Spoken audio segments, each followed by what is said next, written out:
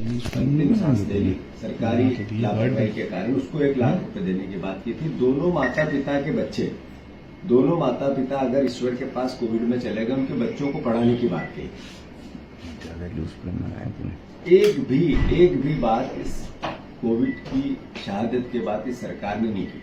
सरकारी हत्याएं की, सरकारी लापरवाही के कारण लोगों ने यातनाएं सही, करोड़ों लोग ईश्वर के पास चले गए। वो दृश्य दुनिया में फिल्मों में भी नहीं दिखाया गया आज तक, जैसी भयावहता थी। और सरकार ने जो कहा, एक कदम भी आगे नहीं बढ़े। अभी 3 दिन पहले बजट आया, उसमें बहस चल रही है, इन सब मत के लिए 0, कुछ नहीं किया। तो मैंने मोहन यादव जी को इस संदर्भ में, क्योंकि वो हमारे मुख्यमंत्री हैं, तो मैंने उनको एक चिट्ठी लिखी है और कहा, कोरोना योद्धाओं की जो आपकी भावना थी, सरकार की भावना थी, पूर्ण केवल भाषण देने से, ऊंचे ऊंचे हाथ करके बयान देने से, हिंदू और मुसलमान में नफरत फैलाने से अपना दायित्व का निर्वाह आप नहीं कर सकते हो। इसलिए हम फिर से मांग कर रहे हैं, कोविड के जो घोषणाएं की थी, शहीद का दर्जा दो, 50 लाख रुपया दो।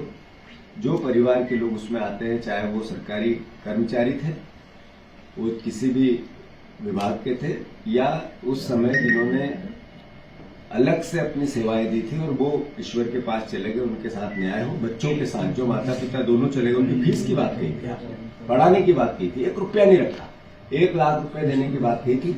जो मर जाए आपकी सरकार के कुकर्मों के कारण, उनको देने की बात कही थी। कृपया इसको पूरा करें।